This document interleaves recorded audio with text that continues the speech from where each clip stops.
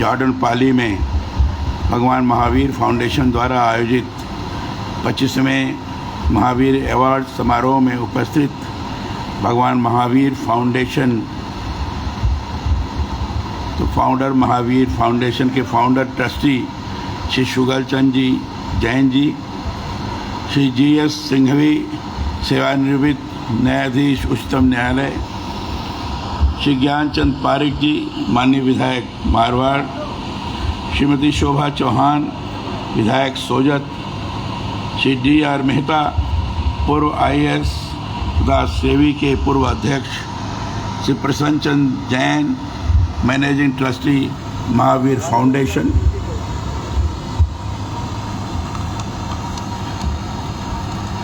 यहाँ उपस्थित सभी गणमान्य जन, मीडिया के मेरे मित्रों, भाई और बहनों, मैं आज यहाँ विभिन्न क्षेत्रों के अंतर्गत सम्मानित होने वाली सभी प्रतिभाओं का अभिनंदन करते हुए उन्हें बधाई और शुभकामनाएं देता हूँ, उनका अभिनंदन भी करता हूँ। मुझे इस बात की प्रसन्नता है कि भगवान महावीर फाउंडेशन समाज के विभिन्न क्षेत्रों में कार्य करने वाले उत्कृष्ट जनों को सम्मानित कर रहा है और इस परंपरा में आज 25वां सम्मान समारोह आयोजित किया जा रहा है। यहाँ सम्मानित होने वाले सभी व्यक्तित्व इस रूप में अनुकरणीय हैं कि उन्होंने समाज को अप्रतिम सेवाएं प्रदान की है। इन सभी से हमें प्रेरणा लेने की जरूरत है। जिस ढंग से जूरी के माध्यम से चयन किया गया, चयन करने की पारदर्शिता में किसी भी प्रकार की कमी नहीं है, कोई अभाव नहीं है, ये मैं कह सकता हूँ। बड़े प्रमुख लोग, योग्य विद्वज्जन, न्याय युक्त कार्य करने वाले ऐसे सब लोग जूरी के सदस्य हैं जिन्होंने चयन किया है और इसलिए मैं जूरी के सभी सदस्यों को भी बहुत बहुत बधाई और उनके प्रति शुभकामनाएं व्यक्त करता हूँ। भगवान महावीर फाउंडेशन बहुत महत्वपूर्ण कार्य कर रहा है। मानवीय प्रतिष्ठा, जीवन मूल्यों और विभिन्न क्षेत्रों में सेवा कार्यों के लिए ये जो पुरस्कार प्रदान करने की परंपरा आपने कायम की है, वह भगवान महावीर के उन आदर्शों के साथ काम करने को प्रेरित करने वाली है जिससे जीवन धन्य होता है। भगवान महावीर ने जिए और जीने दो के सिद्धांत के अंतर्गत मानव मात्र के लिए ही नहीं, प्राणी मात्र के प्रति करुणा रखते हुए कार्य करने का आदर्श पथ हमें दिया है। उनकी शिक्षा आज भी उतनी ही प्रासंगिक है जितनी उनके अपने समय में थी। जैन धर्म में तीर्थंकरों की परंपरा है। ऋषभदेव पहले तीर्थंकर थे और भगवान महावीर 24वें अंतिम तीर्थंकर हैं। भगवान महावीर अप्रतिम है। वैशाली में इक्ष्वाक वंश के क्षत्रिय राजा सिद्धार्थ तथा रानी त्रिशला के यहाँ उनका जन्म हुआ, पर उन्होंने राज वैभव को छोड़कर आत्मकल्याण का मार्ग चुना। यह वह समय था जब हर ओर हिंसा, पशु बलि, जात पात का भेदभाव अत्यधिक बढ़ गया था। भगवान महावीर ने देश में इस विकट समय में एक तरह से आध्यात्मिक क्रांति लाने का कार्य किया।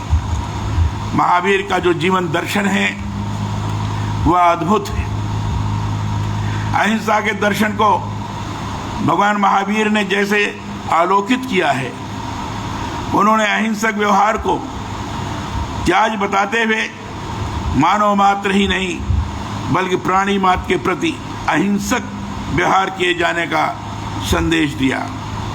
हम आज पर्यावरण संरक्षण की बात करते हैं, परंतु भगवान महावीर के जीवन संदेशों में जाएंगे तो पाएंगे उन्होंने अपने समय में ही पृथ्वी, अग्नि, वायु, जल, पेड़ पौधों और सूक्ष्म जीव जंतुओं तक के प्रति भी अहिंसक व्यवहार नहीं करने का संदेश दिया था। मैं यह मानता हूँ कि महावीर का जो जीव हिंसा नहीं करने का मार्ग है, उसका मूल पारिस्थितिक संतुलन का वैज्ञानिक आधार लिए है। पृथ्वी में सब ओर संतुलन होगा तभी जीवन सुगम सहज बना रह सकता है। अहिंसा, परिग्रह एवं अनेकांत के आचरण को अपनाते हुए इनमें ही समष्टि के कल्याण का मार्ग उन्होंने प्रशस्त किया। महावीर ने कहा, संसार में हर कोई सुख चाहता है, दुख, कष्ट एवं पीड़ा नहीं चाहता है। इसलिए हम सभी को चाहिए कि हम जैसा अपने साथ चाहते हैं वैसा ही दूसरों के साथ व्यवहार करें, ऐसा आचरण करें जिससे किसी दूसरे को पीड़ा न पहुंचे। भगवान महावीर के अनेकांत दर्शन में भी जीवन की गहराई समाई हुई है। मुझे उनका यह दर्शन अत्यंत प्रिय है, बल्कि कहूँ इसे यदि सही अर्थों में आज ग्रहण कर लिया जाए तो जीवन की बहुत सारी समस्याओं का समाधान स्वयं हो जाएगा। अनेकांत का अर्थ है सत्य को उसके सभी पहलुओं के साथ देखें, अपने सत्य को ही नहीं स्वीकारें, उसी को परम नहीं माने, बल्कि उसे अपने पास रखते हुए दूसरों के विचारों के भी अहमियत समझें। जब दूसरों का सच हमारा सच हो जाएगा तो फिर जीवन बहुत आसान हो जाएगा। अनेकांत को अपनाएंगे तो यह भी पाएंगे कि जो वस्तु किसी एक दृष्टि से नित्य प्रतीत होती है वही किसी अन्य दृष्टि से अनित्य भी प्रतीत होती है। जो एक है वही अनेक है। यह जो अनेकांत का महावीर का दर्शन है वह बड़ा दिव्य है। अनेकांत के साथ ही महावीर ने अपरिग्रह का भी विरल दर्शन हमें दिया है। उतना ही संग्रह करें जितना जीवन जीने के लिए जरूरी है। एक उपनिषद में कहा गया, ईशावास्यमिदं सर्वं जद किंचित जगत्यान जगत तेन त्यक्तेन भुंजीथा मागित कसिद्धरम। उतना ही उपयोग करो जितना आपके लिए जीने के लिए आवश्यक है। बाकी का सब समाज का है। जिसे हमारे पूर्व न्यायाधीश महोदय ने कहा कि चौथा अंश कुएं में फेंक दो, अर्थात चौथा अंश समाज का है और उसके समाज की दृष्टि से विचार करने की आवश्यकता है। इसीलिए भगवान महावीर ने इस बात पर जोर दिया था। अधिक संग्रह से अंततः विकृतियां ही पैदा होती हैं। अपरिग्रह न केवल बाहरी परिग्रहों बल्कि मन के विकारों और तनाव को भी त्यागने का संदेश एक प्रकार से देता है। हमारे यहाँ कहा गया है, जिसने इंद्रियों पर विजय प्राप्त कर ली वही निर्माण प्राप्त करता है। तीर्थंकर महावीर की एक और महत्वपूर्ण देन है सार्वभौमिक क्षमा का उनका सिद्धांत। आत्मशुद्धि पर बल। किसी ने यदि कुछ आपके लिए गलत कर दिया है, आपको नुकसान पहुंचाया है, तो उसे क्षमा कर दो। क्षमा को इसीलिए हमारे यहाँ भूषण कहा गया है। जो क्षमा करता है वह बड़ा होता है। जैन समाज में पर्युषण का पर्व मनाते हैं। यह पर्व क्या है? आत्मशुद्धि का ही तो उत्सव है ये। साल भर की गलतियों के लिए एक दूसरे से क्षमा मांगने का भगवान महावीर प्रतिपादित यह पावन त्योहार है। मानव ही नहीं, प्रत्येक प्राणी मात्र के प्रति क्षमा भाव का पर्व है पर्युषण। भगवान महावीर की जीवनी मैंने पढ़ी है। मैं ये मानता हूं कि वह अपने समय से आगे सोचते थे। दूरदृष्टि उनकी अद्भुत थी और इसी कारण उन्होंने जैन मार्ग और उससे जुड़ी शिक्षाओं को जिस तरह से संगठित किया, उसे सीख लेने की जरूरत है। कैसे हम जीवन को अपने अनुकूल करें, कैसे जैसा अपने साथ चाहते हैं उसे व्यवहार में परिणत करें, इस सब का ज्ञान भगवान महावीर ने हमें दिया है। इसलिए मैं चाहता हूँ कि उनकी शिक्षा आज भी समय संदर्भों से जुड़ी हुई है। उनके आदर्शों को आत्मसात करके ही हम जीवन को सही ढंग से जी सकते हैं। जीवन में अपने लिए कुछ चाहते हैं तो दूसरों के लिए भी कुछ करने की चाह हमें होनी चाहिए। राजस्थान में राज्यपाल बनने के बाद मेरी सर्वोच्च प्राथमिकता रही है भारतीय संस्कृति और जीवन मूल्यों के प्रति आस्था के लिए कार्य करूं। इसी संदर्भ में प्रदेश के विश्वविद्यालयों में संविधान वाटिकाओं के निर्माण की हमने पहल की है। इसके पीछे मकसद यही रहा है कि भारतीय संविधान के उच्च आदर्शों के प्रति युवा पीढ़ी जागरूक हो। संविधान ने हमें मौलिक अधिकार दिए तो कर्तव्यों का आलोक पथ भी दिया है। मैंने आज संविधान के उद्देश्य का इसको आपसे दोहराया। एक एक शब्द अगर उसके ऊपर विचार करेंगे तो सही माने में हमारे जीवन के अंदर आमूलचूल परिवर्तन ला सकता है। और साथ ही साथ मैंने मूल कर्तव्य के बारे में भी 11 मूल कर्तव्य हैं, इसको भी पढ़ा है।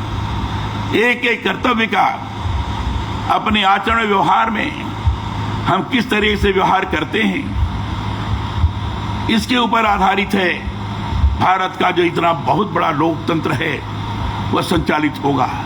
इसी संविधान से भारत का बड़ा लोकतंत्र संचालित होता है। इसलिए जहां हमारा मूल अधिकार है वहीं हमारा मूल कर्तव्य भी है। दोनों का सामंजस्य बनाकर अगर जीवन के अंदर हम व्यवहार करते रहें तो निश्चित रूप से स्वस्थ लोकतंत्र दुनिया के अंदर एक अपनी सार्थकता स्थापित करते हुए लोगों को आकर्षित करने में किसी प्रकार की संकोच नहीं करेगा। ये स्थिति निर्माण होगी। अधिकार और कर्तव्यों के संतुलन से ही मनुष्य जीवन के उच्च आदर्शों को प्राप्त करता है। इसलिए मैंने ये भी तय किया कि प्रत्येक सार्वजनिक आयोजन में संविधान की हमारे प्रस्तावना, जिसको आज मैंने पढ़ा है, और मौलिक कर्तव्यों का वाचन करवाऊं। मुझे इस बात की प्रसन्नता है कि मेरे संकल्प अब सिद्ध हो रहे हैं। राजभवन में भी हमने संविधान पार्क बनवाया है। इसके अंतर्गत संविधान बनने के समय से लेकर उसको लागू करने तक की यात्रा से जुड़ी कहानी को मूर्तियों, चित्रों और अन्य माध्यमों से प्रदर्शित करने का प्रयास किया है।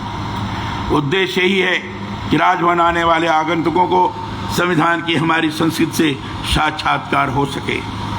मैं इस अवसर पर भगवान महावीर और उनके आदर्शों को अपनाते हुए जीवन के आलोक पथ पर चलने का आप सभी से आह्वान करता हूँ। एक बार पुनः आज पुरस्कार प्राप्त करने वाले सभी महानुभावों को मैं बधाई और शुभकामनाएं देता हूँ। आज आपने मुझे यहाँ आमंत्रित किया, मुझे विचार व्यक्त करने का अवसर प्रदान किया। इसके लिए मैं आदरणीय श्री सुगल चंद और उनकी पूरी टीम को बहुत बहुत बधाई देता हूँ। बहुत बहुत धन्यवाद।